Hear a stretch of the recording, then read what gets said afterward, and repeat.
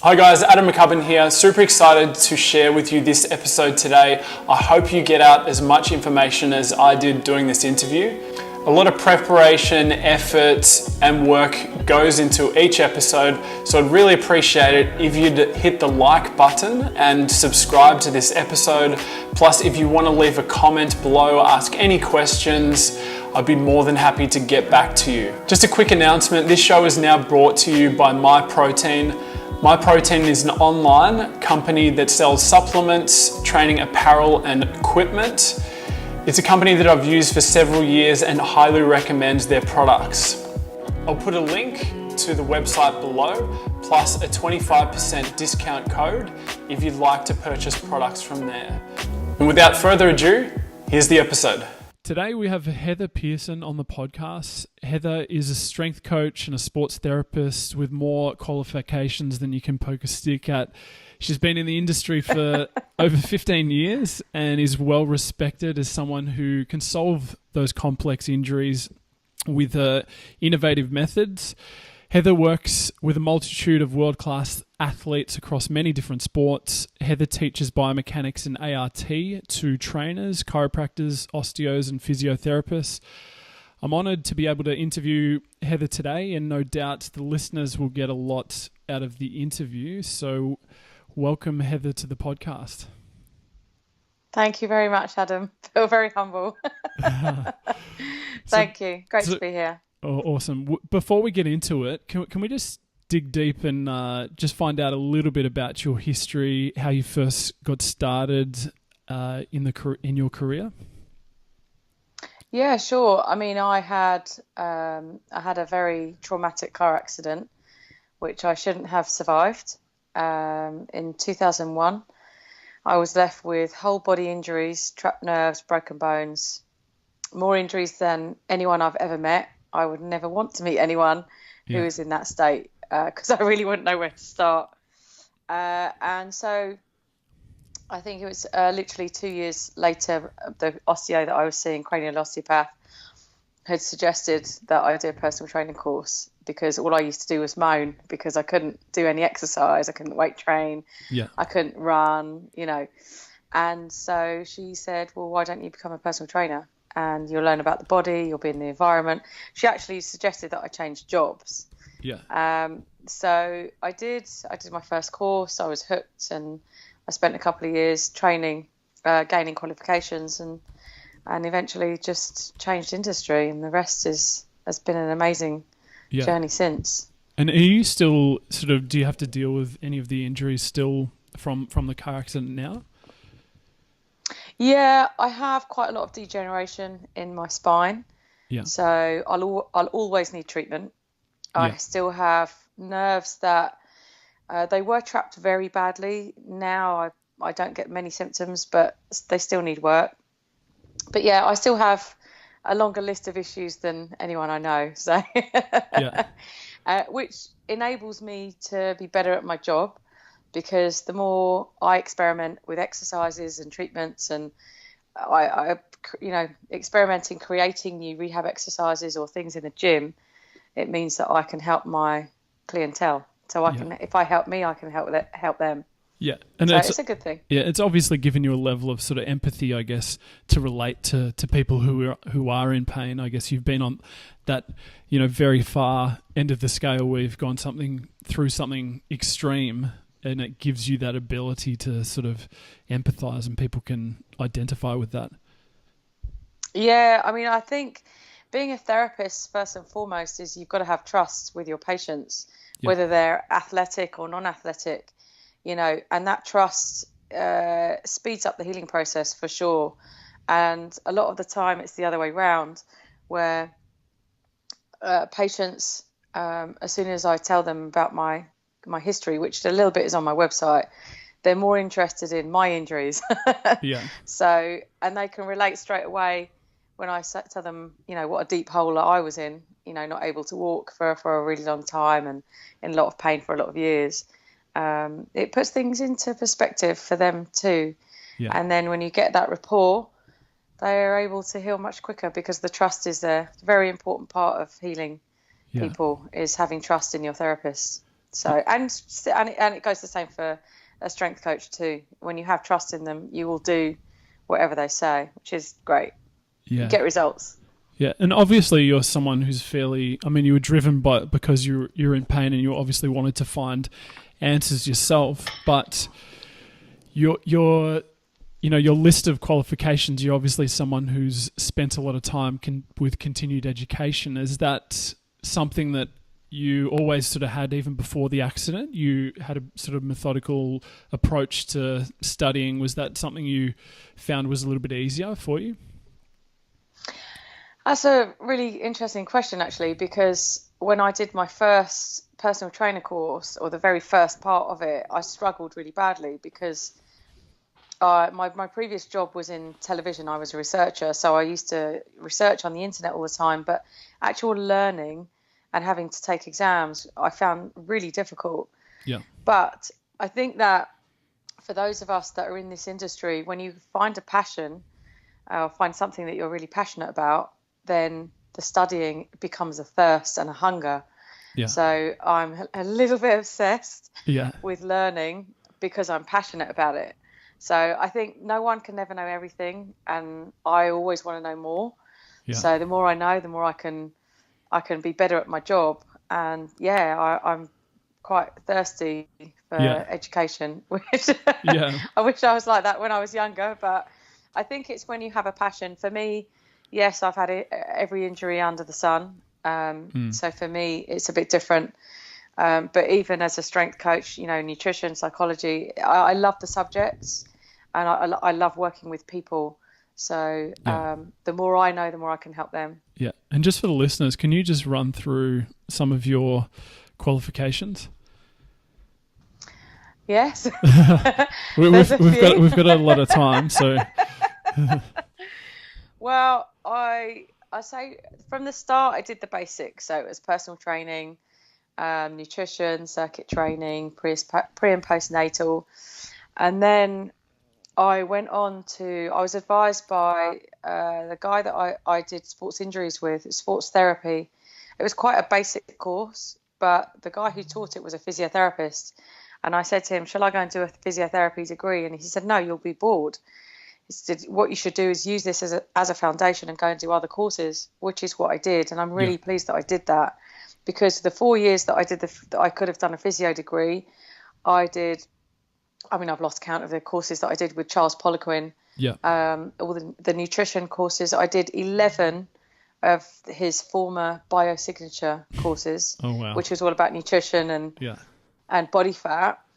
I did the strength and conditioning levels 1, 2, and 3. And then I started doing ART, and I've lost count of how many ART courses that I've attended and taught. It's probably in the 50, maybe in the 50s now, maybe. Yeah. There's quite a few. But then I'm lucky to teach, sometimes 3-4 times a year. Yeah. So, but also it's other courses. I think there are other conferences that I've been to, other courses around the world. I've done quite a few brain courses for myself, for my brain injury, but also learning about the brain has taught me a lot about rehabilitation as well. So they all kind of counteract. Sports psychology, I have to say, I did one of the first courses, a diploma, and it was as hard as my master's degree. Yeah. It was a year of reading and writing, and probably one of the best courses I've ever done, because psychology is everything. Yeah. With everyone, especially when you're in pain, people that are training in the gym, it's motivation, adherence to exercise, adherence to rehab exercises. So, psychology was definitely one of the best qualifications I've done. Yeah. And I guess I guess it connects all the dots for you in terms of learning all the skills that you have, but learning how to implement those and getting people how to do things is probably the biggest thing, which we spoke about a week ago. It is the biggest thing is understanding the way someone's brain works and what they think their limitations are, being able to understand that, and then start planting seeds and then letting the seeds grow. because everyone is so different. And psychology is all about perception, and everyone has a different perception on different things. So if it's, some people have a lot of fear and other people have more trust. Yeah. So the ones that have more fear are the ones that you're going to have to work harder with to plant those seeds at the right time and work with a little bit more. But yeah, psychology is everything. Yeah. It's the best subject. I love it. Absolutely love it. Yeah. And so when you get a new client and you're sort of, I guess, trying to work out what's the best approach, do you use any motivational interviewing techniques, or is it more through just your experience of being a practitioner for so long that you can sort of intuitively read the situation and the person what might be the best approach for them? I suppose it's probably a little bit of everything. Intuition, yes, I do believe that I'm lucky enough to read people enough to understand where they're coming from on a first session. But I also need to know about what their life is like and how many hours they might work. Are they married? Do they have children? Because part of it is almost life coaching to an extent.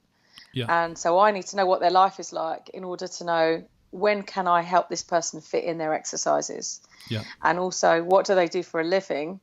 Are they an analytical thinker? Or, are they a personal trainer? Are they regimental? Will they be regimental with their exercises, or are they going to be slightly more lazy? Yeah. So I have to gauge that straight away. And I think the biggest thing that I need to know when I first meet someone is I need to know what your life is like, other than what your injury is, because I need to know how good that person is going to be with adhering to my suggestions. Yeah. So I think it's a little bit of everything, but certainly for sure, if you know what someone's life is like, because everyone is different, yeah, then, and whether or not they are good with exercise, normally I'll ask someone straight away, how are you if I give you homework? And their first answer will tell you everything. Yeah. And it will tell you whether they're going to be really regimental with their rehab or if they're going to be a little bit more tricky. Because there's a lot of people I give exercises to. I explain exactly what I want, how I want it done, and what weight I want. And people will come back the next time and they'll have used some completely different weight. They've done completely different amount of repetitions.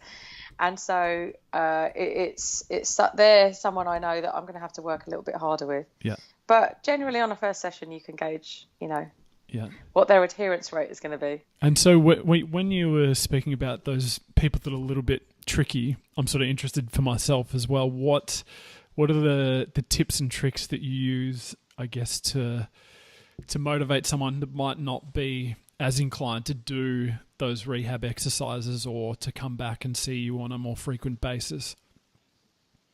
So I often use stories and examples of other people. So I often use my own stories of other people, depending on what that injury is. So, because at the end of the day, everyone wants a quick fix. Yeah. We all want to be out of pain really quickly.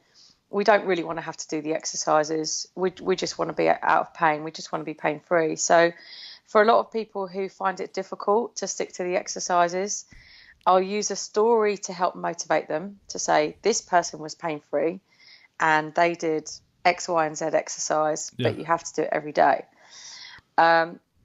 Sometimes with some people, not all, I do tend to be quite strict and say 9 times out of 10, most people come to me because they're referred. And I will say, if you want me to fix you, I can, but you have to do what I ask. Otherwise, there's no point coming to see me again. And it sounds quite harsh, but with some people that works. Yeah. So it's almost like a threat to say, look, you've come to me because you've been referred, but I can only help you if you work with me, and you have to do your bit and I'll do my bit. Yeah. So the other thing is then I want you to email me in 4 days time or 3 days time or 7 days time. And I want you to tell me you've done all your exercises, and I want you to tell me what your symptoms are. And I do that quite often. So I do get a lot of emails from patients because that way it's like a personal training session. You know you've paid for it and you know you've got to attend your session. So you know you've got to do the homework in between. Yeah. Because when you see your trainer again, they're going to ask you and they're going to know if you've done if you've had another training session, because otherwise you're going to be on the same weight, or can you go up the weight? So if I get a patient to email me and say, right, I'm emailing you as you asked, a week later, I've done my exercises, I didn't do it on this day, but I did do it on that day. They know they're going to have to email me and give me an update. So it's different people work in different ways. Some people you have to get the whip out, and other people is slightly more softer approach. But a lot of people, when you give real life stories, whether it's an athlete or whether it's a family member, whether it's me, people relate to real stories. And if you want to be out of pain, a real story will resonate with you, and it will resonate with you because you'll be thinking about it when you go home. And that often is a good way to motivate people. Yeah. And I think, trainers and coaches sometimes get caught up in the science, and because they're so interested in the books that they read, they think that if they mention the same thing to their clients or their patient, that they'll be just as interested. But oftentimes it's completely the opposite. And as you said, it's the stories that they can identify with. Yeah, I often find, I have a lot of colleagues in the industry, and I work with some amazing therapists, chiropractors, and a couple of physios, some really great people. And but I often find there are I teach a lot of physios and chiros, sports therapists. I often find some people, trainers and therapists, they talk anatomical terms to their clients and patients. I never do it. I never ever do it. I just find it doesn't work. There's the odd person who wants to know, who's really interested, who wants to talk anatomy. Yeah. But it's probably 1 in 100. And for most people, they want to know things in layman's terms. I'll talk to another therapist in layman's terms, only if I'm presenting to therapists or if I'm teaching a course to therapists. That's different. Yeah. But certainly to clientele, whether it's a personal training client or a patient, you got to lay it out in simple terms so they understand. I think that's my experience. No, I completely agree with that. And it's a sign of a good practitioner, because you want to be able to relate to that person, explain it in simple terms, because at the end of the day, if you just, quote all these, anatomical terms and, this dorsiflexion, this back extension, whatever it is, if you say those words, their eyes are going to sort of glaze over. Now, before we were talking about education and how you did obviously many courses, were there people, early mentors? You mentioned Charles Poliquin. Were there people, not necessarily him, but he could be one of those people that you sort of looked up to and thought, this is how I want my career to be, this is the area I'm focused in? Was there anyone who sort of lit that fire? Yeah, I've had a few. Yeah. Certainly Charles, I studied under in my, very, very early in my career. I feel very lucky to have been taught by him, because a lot of his courses were taught by other people. And I think, certainly for strength training, I learned so much from him. Yeah. About the body. I helped my own injuries, studying strength under him, strength and conditioning. And he's been a massive part of my career, and I've always looked up to the guy. I still look up to the guy.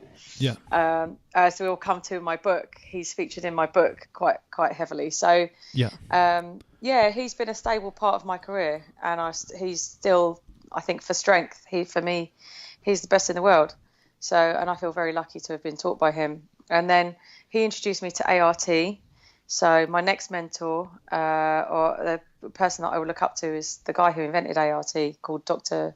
Mike Leahy, who is an absolute legend. He's the best guy in the world for me with soft tissue. His hands are like spades. They're absolutely huge. Yeah. And he knows the body like a surgeon. He can talk about going into certain structures I've never heard of, and he can find the tiniest little nerve anywhere in the body. He's absolutely amazing. And every time I see him, I feel humbled that I've learned from him so many times. The guy is such a genius, and he's very good friends with Charles as well. It's all a bit of a small world. Yeah. I'd say beyond Charles and Mike would be Dr. Eric Serrano, who has been, I've only known him for a couple of years, but we become very good friends. He's helped me with my health a lot. He's another one that knows a lot about a lot. Also good friends with Charles. Yeah. All the good people, all the elite people know each other.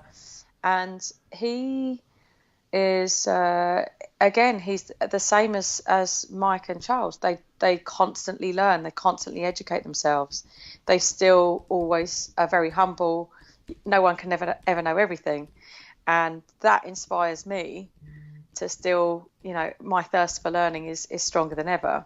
Being around these guys who they constantly study and they're constantly finding out new things. And, you see them 6 months or speak to them 6 months later, they've learned new things because of research, and they're fantastic people. So I'm very lucky to have been able to study and learn from all of them, all three of them. Yeah.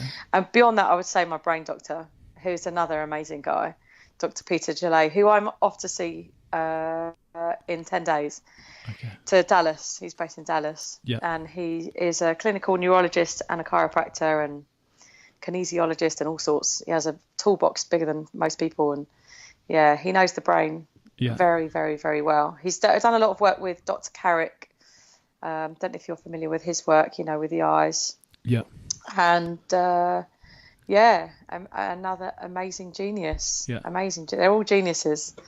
So I feel very lucky. So how did you get, obviously, everyone looks up to those people you've mentioned, and they're sort of leaders and thought leaders in the industry. But, you've obviously had direct contact with those people, and to have those people and to be lucky enough to put yourself in a position. But maybe lucky is not the right word. I think you're obviously ambitious and you're someone who's open to learning. Do you think they see similar qualities in yourself that would perhaps say, okay, we want to give Heather some, more experience, or, they want to help develop you? Well, when you have mentors like that, you always want them to be proud of you, for sure. And I know, I've just written this book, which Charles is featured in. I know that he's been proud of me in certain elements of my career so far, and it's amazing to hear those words from any mentor. Yeah. But certainly with ART, I was invited to instruct for ART, which is the biggest privilege on the planet, to be asked to be an instructor. And Dr. Leahy has put me forward for certain presentations on behalf of ART. So that's a compliment in itself. Yeah. That he believes in me. The same with Dr. Serrano, who put my name forward to work with a well-known professional athlete last year, because he has trust in me. So it's that sort of thing for me is a huge compliment from my mentors. Yeah. To have that trust in me, for sure. Yeah. And can we've mentioned it several times now, ART. Now, just for the listeners, some people might not be familiar with what it stands for and what the course is all about. And obviously that's a big modality that you use in your practice. Can you just explain what ART is? Sure. ART stands for Active Release Techniques, and it is a very advanced soft tissue technique. It's described as it's based on massage, but it's very, very different to massage, where you basically shorten a joint. The practitioner will take a very specific tension on a specific muscle or structure or area, and then a very specific direction of tension, and then they lengthen the joint. Now, the difference with ART to massage is ART works on fascia, which is connective tissue, which I always describe to people as if you ever eat a steak and you see the white bits on the steak, that's connective tissue. Yeah. And that's like the stringy kind of cotton wool. I call it cotton wool because cotton wool is padded. But if you press cotton wool down and hold it for a few minutes, it will start to flatten and thicken. And that's what happens around muscle tissue and scar tissue, muscles where they've been damaged. Every day we lay down scar tissue, and gradually over time, this connective tissue, this fascia, can become thickened in certain areas and start to lose oxygen. And when you start to lose oxygen, that's where you get a build-up of the connective tissue, and that's where we become dysfunctional. And ART is amazing at releasing this connective tissue to release muscle. So it's the other thing with ART is, other than it's amazing, it's very quick. It's a very quick release. So often some people, for different injuries, sometimes you can treat someone in one session and they don't need to come back. Sometimes, for most people, they'll need the rehab afterwards. But for some, like with ART, there are things that are perceived as they cannot be solved. Things like Osgood-Schlatter's, Bell's palsy, various types of knee issues. And the thing is, what ART can do is actually get that person pain-free. There are some people that I've had, some of my patients, who have said they're going to need knee operations. They're going to need a knee op in sort of 1 or 2 years' time. 10 years later, they still haven't had the operation because they have regular ART. Also, one of the specialities are the nerve protocols. So all the peripheral nerves in the body, you can release nerves very, very, very efficiently, depending on obviously how long you've had the problem for. But so they have specific protocols to release nerves, which is truly amazing. Yeah. And I've seen some amazing, I've witnessed some amazing things with ART. A guy who came to me for Bell's palsy, he had 80% change in one day. Yeah. I've treated a lady who had a brain injury, and she had problems with her memory, with fatigue, with brain function. And after 4 sessions around her head, she's a different woman. The changes are amazing. So it's the annoying thing is it's not as big here as it is in the US. Yeah. Very, very big in the US. And as we were speaking a week ago, I would love to promote ART around, the Dubai area or around those places over there, because it's kind of untapped into areas. Yeah. But still in Europe, we are lucky that in the strength world, a lot of it is because of Charles Poliquin promoting ART over the last however many years, that a lot of trainers and strength coaches know about ART. So that's where we get a lot of referrals from them. Yeah. So we wish that we could, we're always trying to promote ART in Europe constantly. Yeah. Yeah. So I'm teaching in London on Thursday. Okay. So, but it's a constant thing. It's such an amazing technique. It's changed my life. Yeah. It's changed my life with regard to injuries, and it's changed my life as a therapist. My success rate is crazy from ART. Yeah. So, and rehab on top. Yeah. And so with ART, when you're talking about these, transformations where people have these things where they'll come from pain and they can't move, and you do an intervention with ART, what are the last, and how often would someone need to come see you for ART for like a treatment like you mentioned before? Well, it does all depend on many factors. What your gender is, how long you've had the issue, what type of issue you have. Yeah. Is it post-surgery? It does depend heavily on the type of issue, and also how healthy you are, how much you sleep. All those factors have to be taken into account. But as I say, for some people I've seen, for I'd say generally could be between 2 to 3 sessions and 6 sessions for most people. It's different if you have an ongoing issue. So for people who have bone degeneration, and you're trying to keep joints as healthy as you can and exercise on top, then for that, a lot of people would need treatment once every 4 to 6 weeks. Beyond that, it would be, again, if you've post-surgery, it could be a little bit more than that. Yeah. It could be even less. You know, for some people with wrist issues, the odd elbow issue, the odd foot issue, you know, sometimes it's 1 or 2 sessions. Yeah. But the key is, if you do need up to 6 sessions or slightly more, is consistency. So you always want to keep the consistency, whether it's every 7 to 14 days or, you know, every week. For some people, they can afford to come, you know, 2 or 3 times in the week. That's fine. But you never want to leave it beyond 2 weeks, or else you start to lose the consistency. Yeah. And it takes longer to heal, whatever the problem is. Yeah. And the same would go for, say, like a strength athlete or just one of your regular footballers that you'd see. Would they come to see you as more of a tune-up rather than coming in with symptoms? Well, it could be both. It depends on what the injury is. With professional athletes, it's a little bit different because they're super healthy. Yeah. So they should fix very, very quickly, depending on what the injury is, of course. But they should heal at a much quicker rate. Even if it's a longer term issue, they should still heal pretty quick, because that's what they do. They don't do anything else. They don't have a full-time job.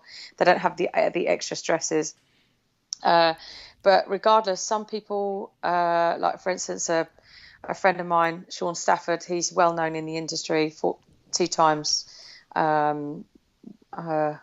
world physique champion? Yeah. I get that correct. Tell me off if I get it wrong. I think it's WBFF. And he would, with his first few competitions, he would come to me weekly just so that he could be in the best anatomical form for his training. And that is, you know, that for me is genius. Yeah. You know, people have treatment. I know John Meadows also. He's a very well-known guy in the US. Yeah. In our industry, bodybuilding. He's the same. He has regular treatment, and he promotes regular treatment. And he has various forms of treatment, but he promotes regular treatment because when especially if you're an athlete, you're pounding, you know, your body is going to be beasted in numerous ways on a regular basis. So to have regular treatment can help you prevent injuries. Yeah. Yeah. So prevention is a big deal. Yeah. Yeah. And I've seen some of John. I've actually done some of John Meadows' training protocols, and I certainly needed some sort of treatment after them. He's pretty brutal with his training. Yeah, he's very brutal with his training. Very brutal. I did actually get the chance to treat him a couple of years ago, and I couldn't lift his legs. Yeah. Just to lift one leg, it was so heavy. Yeah, he's super dense.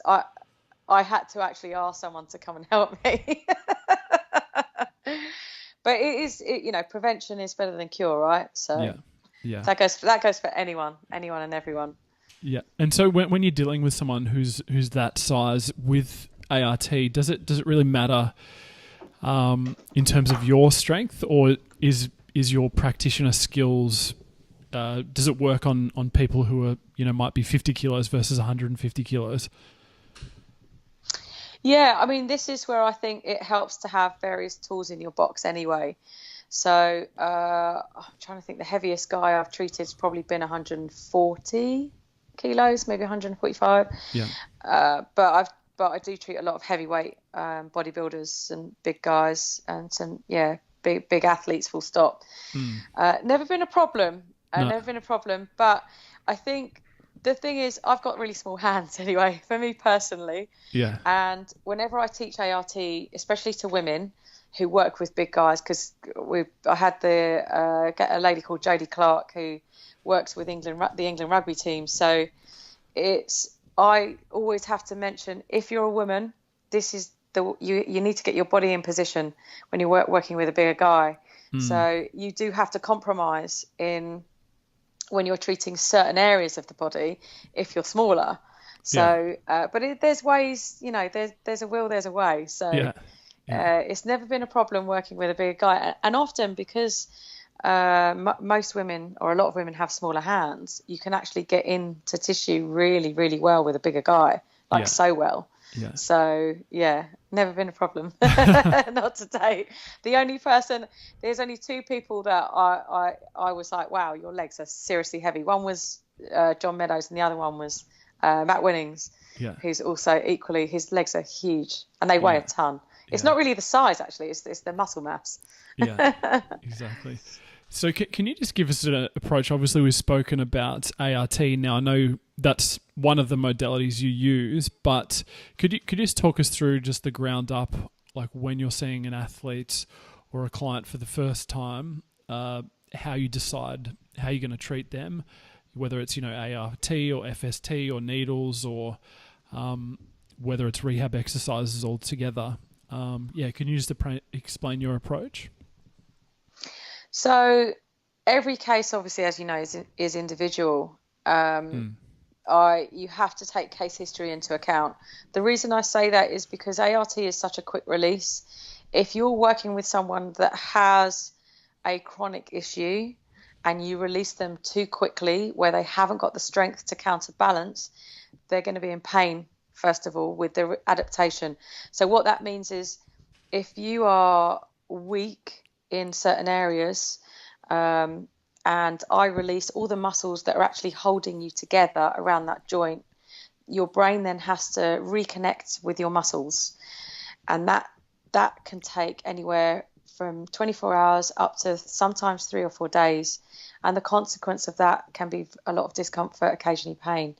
So in that regard, what you have to do is put the brakes on.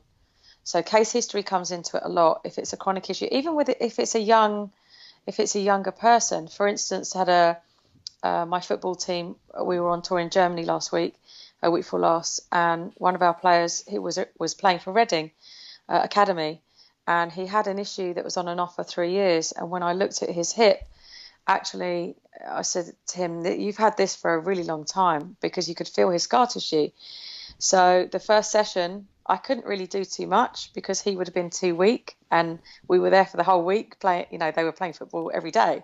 Yeah. So on the second session, I did a much longer release, but that was pretty much him done then. After that, he needed to rest, and he was only able to play maybe 15 minutes of a game the following day, 2 days later, sorry. So you've got to take case history into account. Sometimes people don't realise they've actually had an injury for a really long time until you go through, well, when did you very first have that symptom, or a milder symptom? It might not have been pain, it may be stiffness in that area or twinges in that area. And then they start thinking back and remember, oh yeah, actually I remember that from 5 years ago when I was doing such and such on a day out or something. And so then you have to realise, okay, this person actually has had this injury for 5 years, not 5 weeks. So again, you have to put the brakes on. Sometimes if people have multiple areas that you need to work on, that's where I really like using needles, because I can work on one limb, put some needles in, and then work on the other area while the needles are just staying still. Yeah. So you can multitask. With things like FST, it really is a decision there and then. Does this person need it? Is the question I ask. Or you're halfway through a treatment and think, do you know what I really need right now? I need to get into the core of fascia, but I can't physically get in there because they're too tender. So FST would be better. Yeah. Also with tools, as you know, I have K-tools, what I use. People say they look like knives. Yeah, they kind of do. It's not a very... not the most attractive thing to tell someone on a podcast, but they're not sharp in any way, shape or form, but they're various different sizes for various different things. So I have a huge one that I use on quads, and I will always use that on a heavyweight bodybuilder. And you can use it on quads really, really, really well. Really well. I have one patient of mine who is, he's known as Bulldog in the industry. He's a very well-known powerlifter in this country and owns Genesis Gym. Yeah. And whenever I treat his thighs, the big tool comes out. I need that to break through some of the fascia. But then you've got the smaller tools, which I might use on finger capsules, toe capsules, other tools around hip bones. There's certain areas of the body that I really like to use tools that I find I can get a better release around a bone than my thumb or fingers. And like, for instance, around the IT band, where the glutes attach, I find I get a tremendous amount of release with using tools, and around the hip bone as well. So the combination really, it has to be individual for each individual case, and you've got to think on the spot. That's one thing I think every therapist will get better at, is thinking on the spot. What do I need to do with this patient right now? I'm going to start with ART, then I can do some needles while I'm doing tools on the other arm, and the last 5 minutes, right, I need to give you one exercise to go home with, and that's enough. So, and then you go from there. What you obviously see a lot of coaches and people that do considerable amounts of strength training. What are the big not injuries, but areas that you constantly have to work on with people? Okay, so even for your average accountant who trains 4 days a week, if you're, to your average strength coach, to any athlete who works in the gym, the most common thing that I treat is a hip imbalance. Most common thing I treat for anyone who works out with weights, actually pretty much for anyone, is a hip imbalance. For a lot of trainers and coaches, I would say it would be a shoulder imbalance, and that could be, it's a little bit harder because the shoulder is a little bit more, let's say, muscular. There are a lot of ligaments, a lot of muscles. It's a bit more of a three-dimensional joint, so the shoulder's a little bit harder. There's a lot of nerves that come through the neck and under the shoulder. So, but those two joints are definitely the most common that I would treat in a weightlifter, for sure. But I think that the easier thing of working with anyone who's qualified is you can talk a little bit of anatomy and they understand what you're talking about. And also with rehab, if I prescribe exercises in the gym, I don't have to explain myself. So that's a major bonus of working with trainers and coaches and their clientele as well, is when you prescribe their own training program, what you want them to do or to avoid, they know what you're talking about. Yeah. So. Yeah. And we spoke about before, you said prevention's obviously better than the cure with strength training and people that maybe they're weekend warriors in terms of where they're training not at that sort of elite level. What's some sort of common things that people should do to sort of almost sort of bulletproof themselves from running into issues with whether it's your shoulder or your hip or lower back or Well, there's a few there, Adam. Yeah. there are a few. I think one of the things that people get carried away is they don't know how to structurally balance their body, and these are more people. These are either trainers with no disrespect, trainers who aren't as well qualified. They don't understand the difference between agonist, antagonist, and anterior and posterior chain. So the front of the body muscles and the back of the body. That's the first thing. So their training program themselves are imbalanced. That's the first thing. I say with regard to bulletproofing, prevention of injuries, if you don't know how to program, find someone that does. And there's a lot of trainers I've come across, newer trainers in the industry, who have been who are being mentored, or they have sought out other trainers who are well qualified to write their programs. I think that's a fantastic thing, because not only are they getting a proper program, but then they're learning about it as well. Yeah. One thing I think which so many people go wrong is they train when they're fatigued.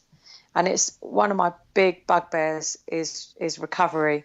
Yeah. People train when they're not recovered, and it was so easy to pick up an injury, especially people, either trainers, because trainers work some crazy hours and you're constantly giving. They don't do any method of protecting themselves.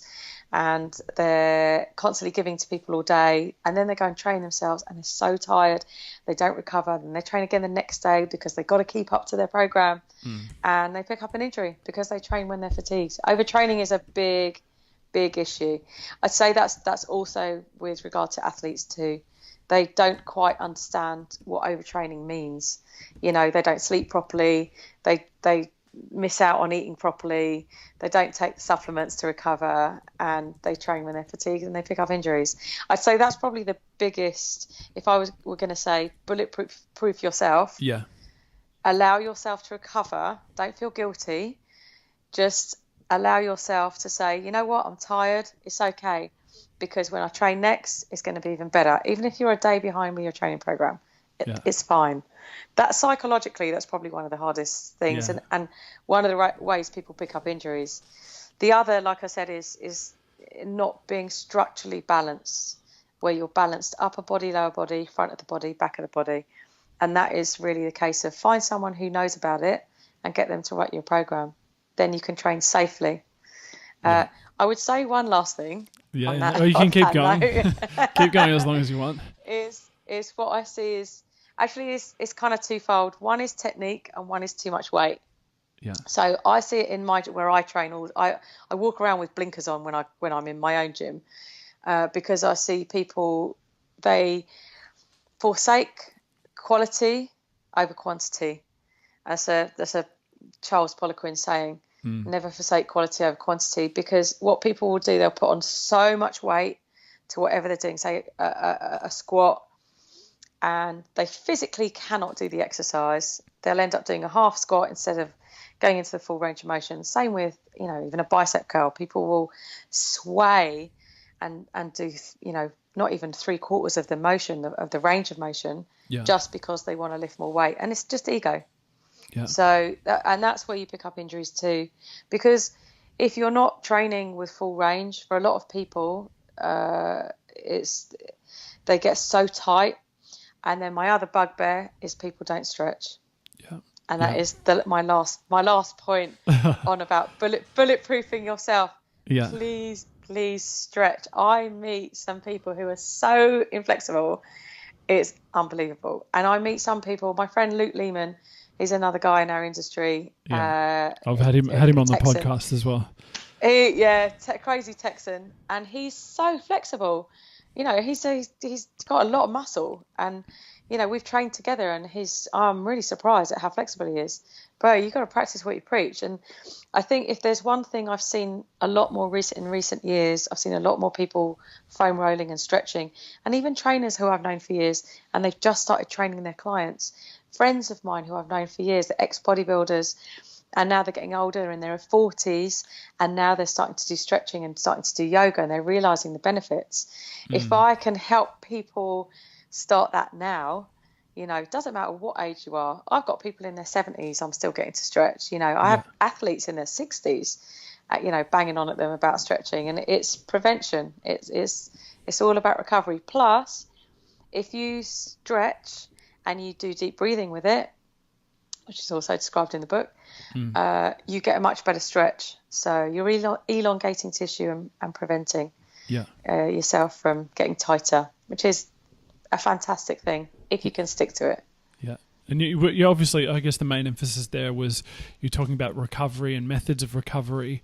What specifically, can we do, and what, when you speak about recovery, you just touched on, obviously breathing is a huge part of it. But what are some other things that we can do to enhance our recovery so we can go back and train at a higher level maybe next time? Well, there's a few things.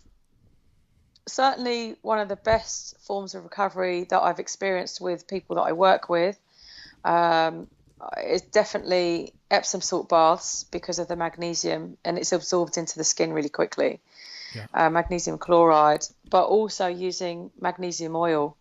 The spray is super quick, which you can put on a certain area. If you've got a certain area that is not recovering well, that your quad's a bit stiff or your hamstring's a bit stiff, get the magnesium oil on at night. This is really, really good. Epsom salt baths too. Obviously you've got hot and cold showers in the morning. You can you get the blood flowing straight away. But Sleep, I'd say, is one of the biggest parts of recovery. Allowing your muscles to get rid of lactic acid, so you have massage. A lot of athletes that I've worked with, they will have regular massages, even if it's once a week, once every 2 weeks, once a month, just to clear chemicals out of the body. Yeah. But sleep, I'd say, is probably one of the most important things. And this is all talking about physical recovery. Yeah. Sleep is, I'd say, for a lot of people, one of the biggest problems because of stresses. Stress being an athlete, stress of losing, the high stress of winning, being able to calm the brain. And also, so much repair happens overnight. And this goes for anyone who is trying to recover. Like I said, your office worker who loves weight training. So, you've got to get sleep, but then you've got kids and you've got family. There are lots of ways to recover, like say with the Epsom salt bars, magnesium. Yeah. There are so many sleep supplements that you can take. Eating a good amount of protein, eating a good amount of good fats also, having a good diet. All of these are really for sleep to help recover, as there are a lot of supplements to help you recover too. But also what I pretty much teach to every athlete I work with now, I have done for the last 10 years, but I would only do it with certain people. Now I do it with everyone, I do other things for the brain, which one is breathing, one is meditation, and the other one is visualization. And deep breathing is so quick, it's so easy. You can do it when you stretch. And you can stretch at the end of your workout. Spend 5 minutes breathing through your nose. Your belly should come out. Breathe out through your mouth as if you're blowing out candles, and your belly should come back in. And you can breathe in slowly. You can hold for a few seconds. Breathe out nice and slowly. And when you're in a particular stretch, as you breathe out, you notice that you can stretch way more, way more. And that's it. You're done. But you can do breathing techniques at any time of the day. You can do it before you're about to have a competition, if you're an athlete, to calm your nerves. It taps into the calming side of our bodies, the parasympathetic side of our bodies. Yeah. And you can literally calm yourself down within seconds. Breathing is amazing. Yeah. And you can also use it as a meditation. Yeah. You could do breathing, just focus on your breathing for 5-10 minutes over the day. That's calming the brain, because a lot of people don't use any recovery methods for the brain, which I feel is as, if not more important than the body. So, and then beyond that is meditation, which I could probably talk to you about 2 hours about meditation, and visualization too. Both of them together, just, they're amazing, just so easy but so powerful to help you recover. And this is what I use in the treatment room. I will use that for anybody. That I say, I want you to visualize you are normal and you're playing with your children and you're running that 100 meters and you're lifting that 70 kilogram squat with a really slow tempo, or whatever it may be for any person. And because when you do visualization properly and you use all the senses, it's very, very, very powerful. But also it puts you in a positive state of mind. And one of the most key factors of healing from any injury, and also adherence to strength work, is positivity. It's underrated in my book. Yeah. So you touched on in a different podcast that I've heard you on before about an actual protocol for breathing drills. Could you explain that one? I'm not sure if it's sort of similar to a box breathing drill where you count up, but also just a simple way a coach or someone could actually integrate both the meditation and the visualization. I know you just touched on it just briefly then, but how would you explain it just in simple terms for someone to do, say, at home? Sure. So the breathing first. So my favorite there's so many breathing techniques out there. Oh my gosh, there's so many.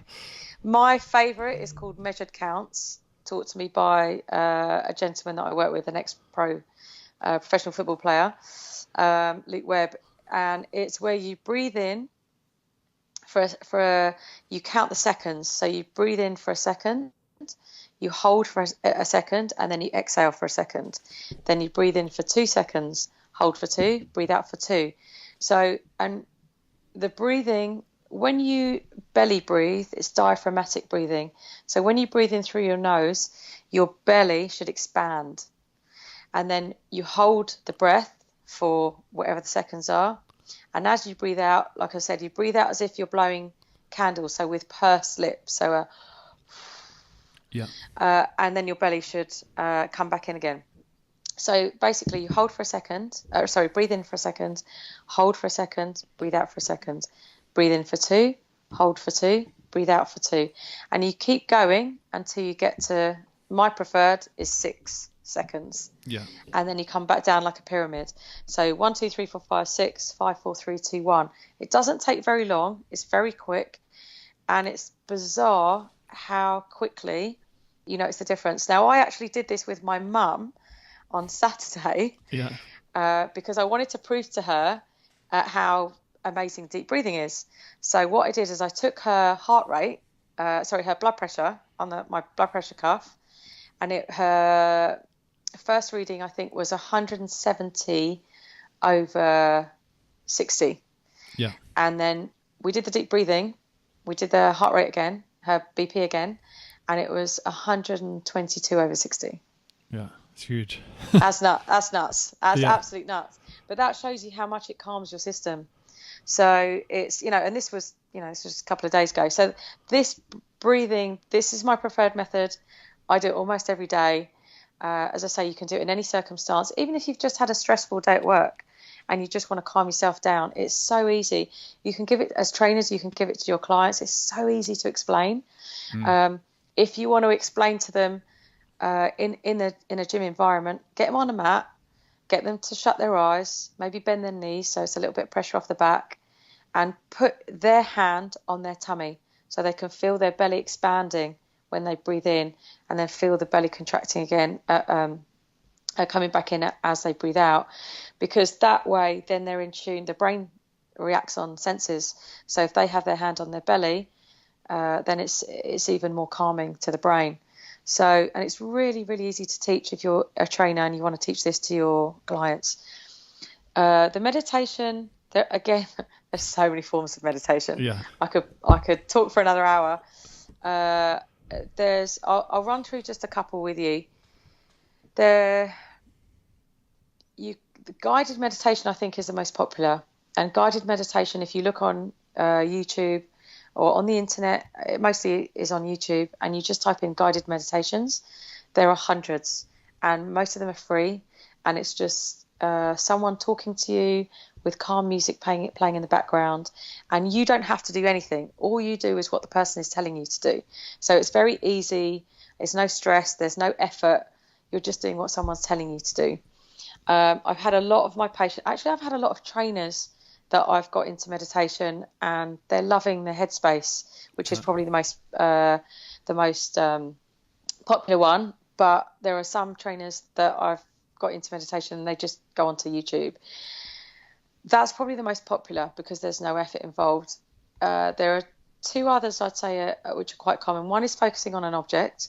So let's say you have, if you're a football player, you might have a football in front of you, or you might have a candle or a painting, something that you can focus on, and then you have to shut your eyes and constantly think of that, whatever object you were looking at.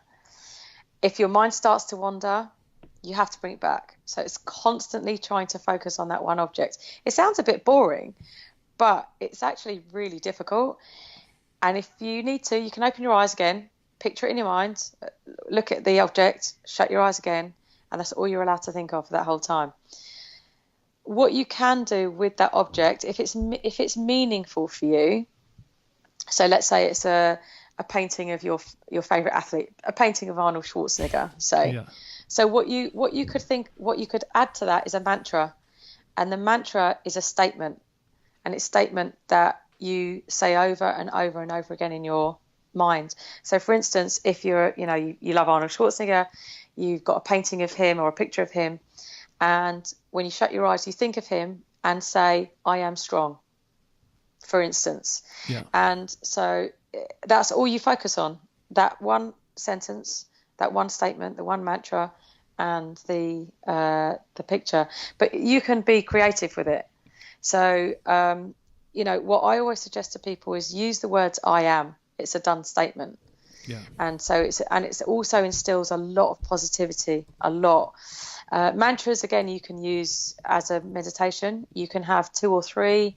Sometimes I use multiple mantras, but I use visualization as meditation. Yeah. Which you can, again, visualization, I mean, you can use for anything. You can use in a family atmosphere. You can visualize your family playing together so you know that you're out of pain. You can visualize yourself in a competition and that you win the competition, that you look in amazing shape. You can visualize yourself doing a deadlift for 100 kilos. It's your personal best because that's your goal. You can visualize anything. And when you visualize and you use the senses, the best way to use visualization is you've got to draw in all the senses. So you've got to see, you've got to hear, you've got to touch, you've got to feel. So when you use all these emotions, when I describe a visualization to someone, and I'll take them through a 5-minute visualization in the treatment room, and I'll say, close your eyes while I'm working on them, and what can you see? And I'll describe, this is what you can see. What can you feel? Can you feel the wind on your face, or can you feel the heat on your forehead? Can you feel sweat on your forehead because it's hot?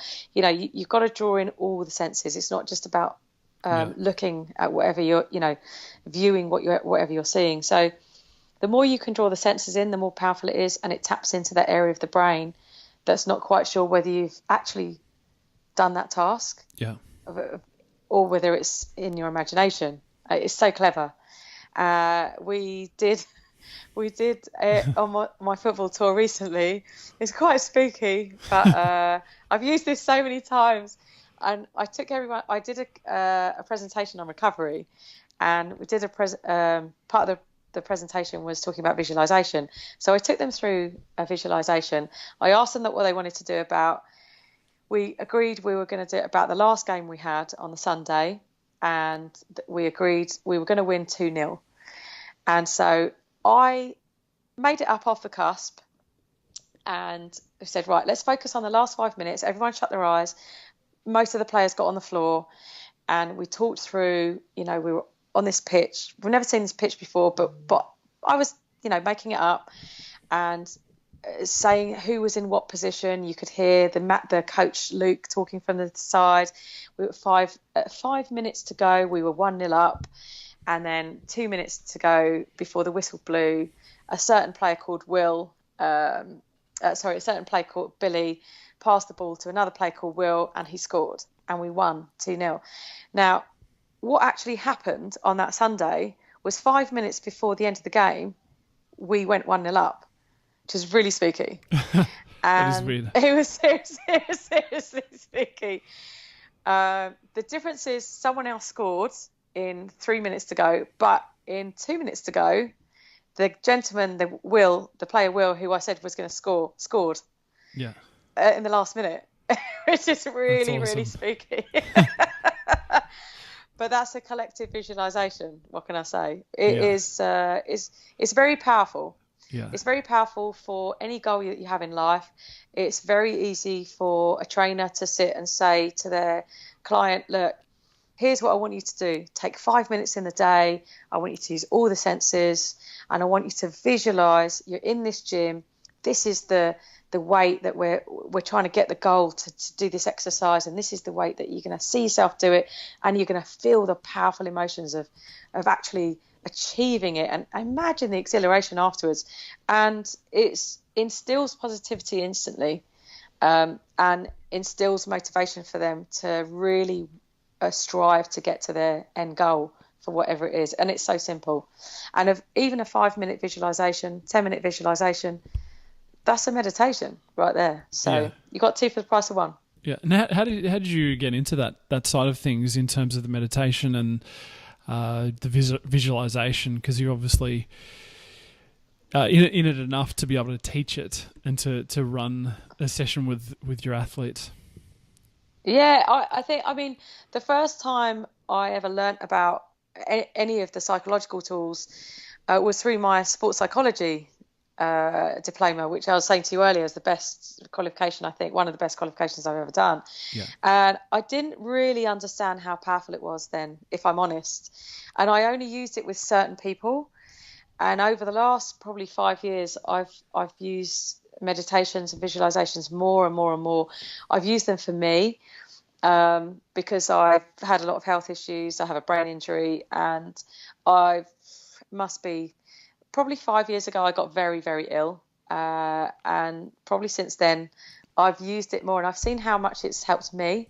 So I've used it more with people. And the more I see how it helps people in the treatment room, whether you're an athlete or non-athlete, you could be a, 75-year-old, grandma, it works. And if people buy into it, but people have to buy into it in the first place. And it's very interesting when they do, because they start healing really quick. Yeah. And I've been lucky enough to get some of my athletes back on the pitch or back in the gym at super quick time, super quick. And I believe a lot of it is from the psychological tools, the visualization and meditation. The more I see it helps people, the more I use it.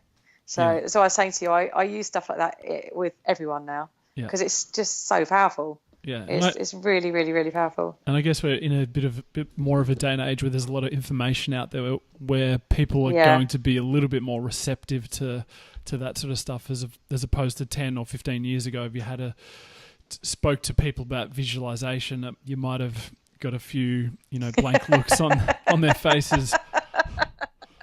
Yeah, absolutely. I mean, when you see now, guided meditations, there's hundreds of them on the internet, YouTube, there's loads of them everywhere. And there's, everyone's got an app, and it's such a popular thing, mindfulness is so popular now, law of attraction, it's so much more popular than it ever used to be, which makes things easier now for people to buy into it. Makes it a lot easier for me, for sure. Yeah. And if people are willing to try it, I've probably got more of my male athletes, even the young ones. They're 16, 17 years old and doing meditations. One of my athletes, one of my football players, he got a contract with a Premiership club. He's now with Burnley, Ed Cook. He's now playing for Burnley in the Premiership. They finished 7th in the Premiership last year. So he's gone to, the highest level of football in the world. And he's still doing his meditations. Spoke to him recently. He's still meditating, still doing his visualizations. Tried it for the first time earlier this year, loved it, and he's carried on with it. Another one of our players, Quinny, best keeper we've ever had for our team, and he's playing in America now. Is another one. Meditates, visualizes all the time. Yeah, amazing. If you buy into it, it will help you. It will help you a lot. And that's the thing. You have to have that sort of buy-in from them to do it, and they'll have that belief and they'll follow through on it. If they've sort of don't believe in it and they don't have that level of buy-in, obviously it's going to be harder for you to teach it to them. Yeah, for sure. But again, also that comes down to utilising other athletes' stories. Yeah. I've been lucky enough to teach at 2 Premiership clubs, and just stating that one thing to a football player is enough for them to buy into me. Yeah. So if I say so and so does it, athlete does it, then they're gonna try it. Yeah. Well, they're competitors, so they're gonna do whatever it takes. If it's meditation, visualization, or strength training, they're gonna try and get that competitive edge. Absolutely. It makes life so much easier for me to work with an athlete, for sure, or anyone for that matter, anyone. Yeah. So we spoke about it a little bit as your book. Can you? I'm not sure if it's released. I don't think it's released yet from our discussion last week, but you're in the sort of almost there. How far away is it from being done? Oh, it's so close. It's so close. We've had a few setbacks with both myself and my designer. He was away and then I was away and then his computer stopped working. It was just like, oh my goodness, so many setbacks. And we've recently had a bereavement for a good friend of ours. So we're on the last leg. It's so close, so nearly ready to print. But annoyingly, I'm teaching this week and then I'm off to America next week. So schedule. It might have to. Yeah, it might have to. There'll be things that I can do. But I think looking at it in reality, it's probably not going to be till early October. Yeah. So I would love for it to be done in September, but I think early October it should be ready, and it's going to be out on Amazon. Yeah. It should be Amazon Print and Amazon Kindle. So got to make sure it's available in all the countries on Amazon as well. So yeah, for sure. And not just the UK. Yeah, and can you give us a bit of a synopsis on what it's about and what readers can expect to get from it? So it's on back pain. It's called Back Pain Free. Put an end to your suffering with the Pearson method, which is my own creation of how I've created a diagnosis and a rehabilitation program, a whole package. And it's primarily for anyone with back pain. So it can be, like I said, your 75-year-old grandma, your average, someone in their 40s with back pain, someone even in their 20s with back pain. For whatever reason, if you've had surgery, non-surgery, you could play sport on the weekends. It's for absolutely anybody. I've already started planning book number 2, which is Back Pain Free for Athletes. Yeah. So that will be more specific for any athlete who has a back issue, which there are many. Yeah. So it's going to be a little bit more technical, and then that will follow on to a third book, which will be Back Pain Free for Therapists, which will be very technical. Yeah. Okay. So it basically has various topics in it that aren't in other books. So because of my personal experience, the first 7 chapters are my story. So it's what I went through with my car accident. And the reason for telling my story is to, again, what I was saying to you earlier about the trust factor. I'm basically saying, look at what hell I went through and look how bad I was. I'm pain-free. So if I can do it, you can do it. And then I have all the stretches, all the exercises. It's all labelled individually. And there's a table also on chapter 17 that you can have a table right in front of you. It's got all the exercises, level 1, level 2, level 3.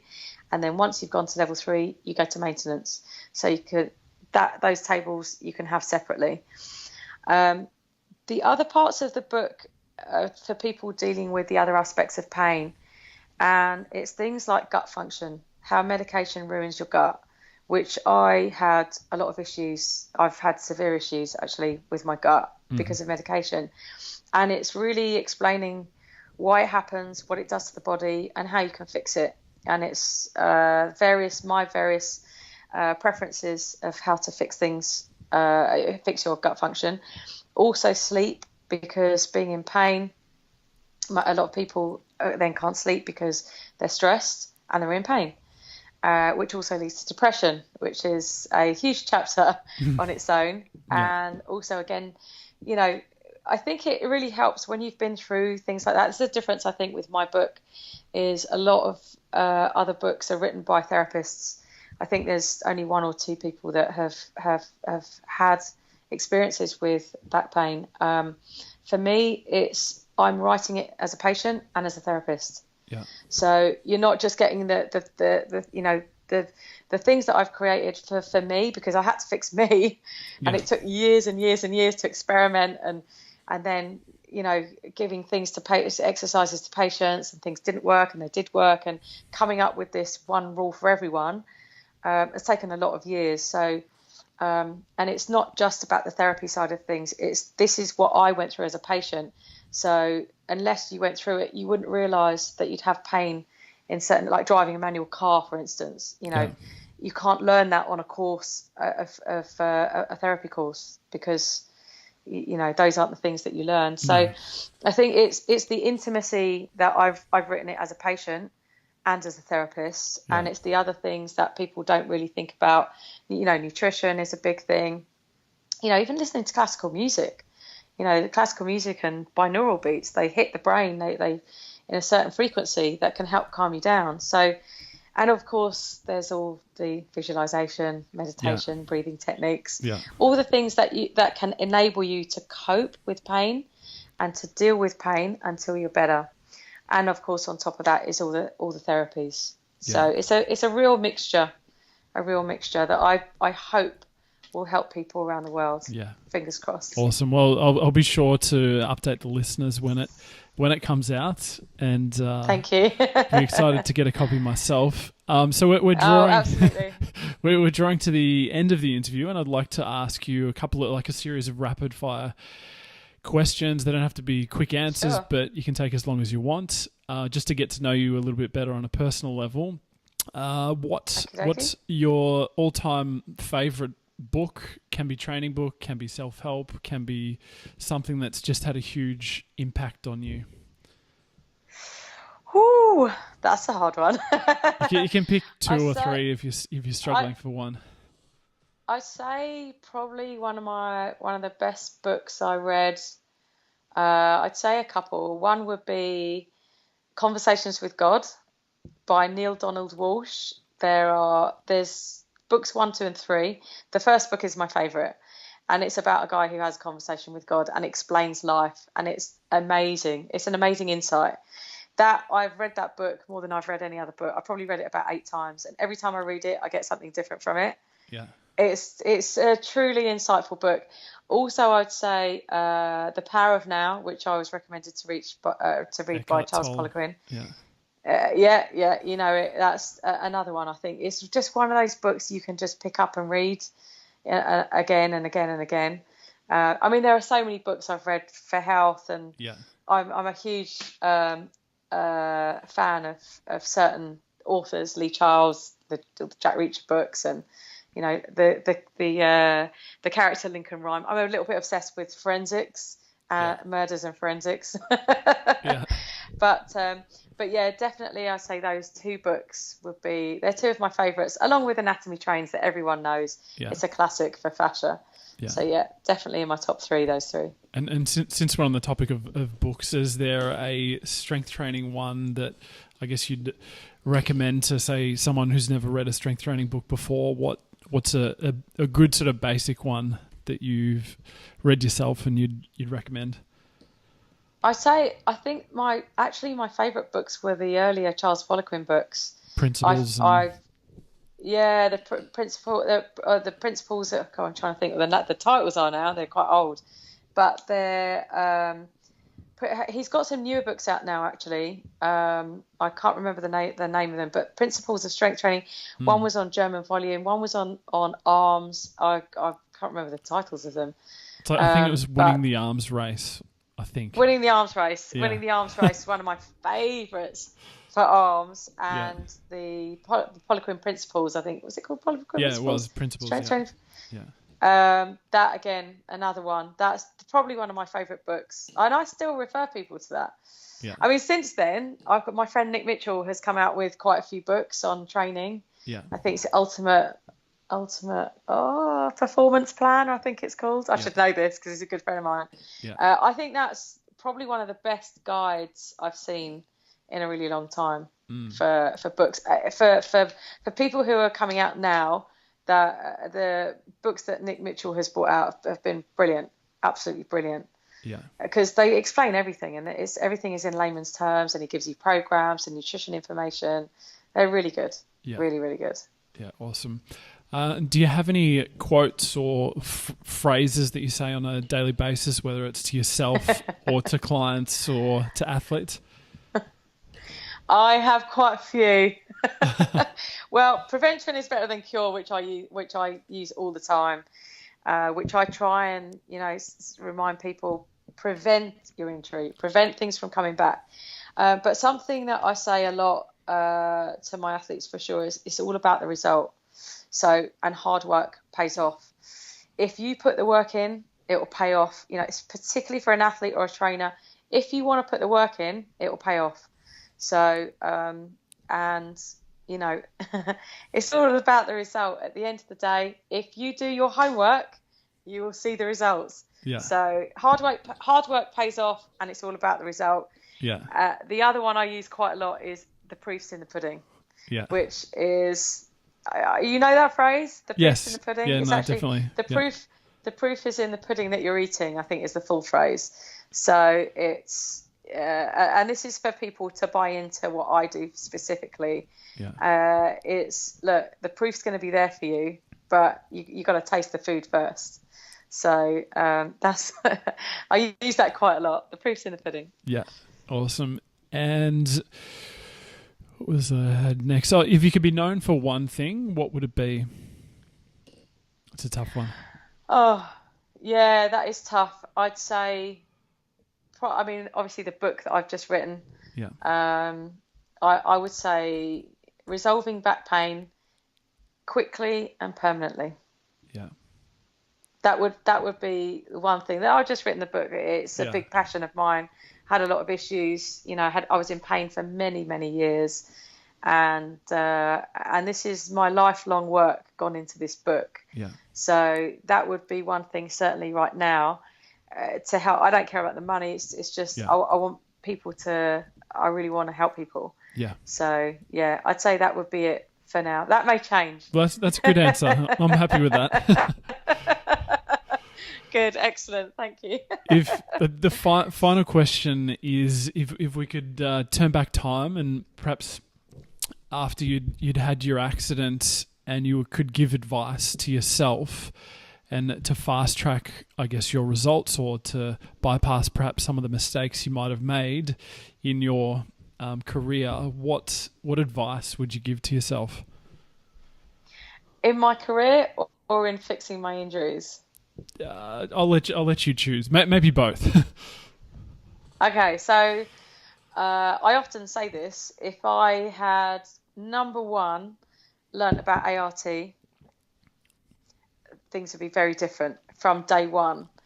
And if I could go to someone, if I'd gone to someone that had multiple disciplines, as in they knew about strength work, they did ART, they did tooling, they did needling. If they did those disciplines, my life would have been very different, very different from an injury point of view.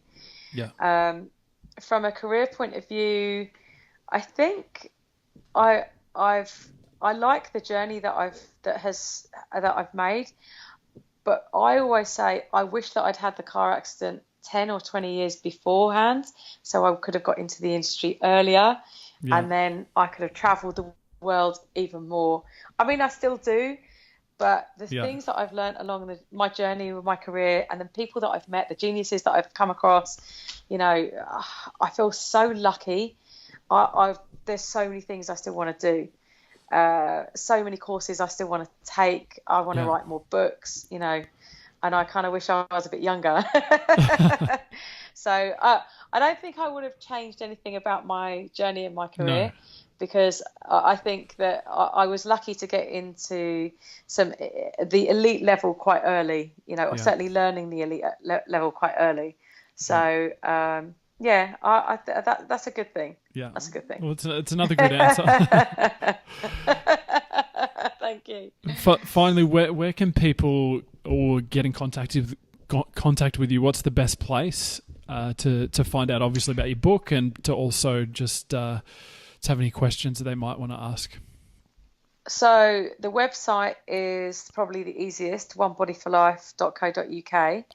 And there's an email address on there, and I will be putting a note on there to say that the book is ready and out and published, but also I'm on Facebook, One Body for Life, and Instagram probably more so, One Body for Life UK. Number 1, number 4.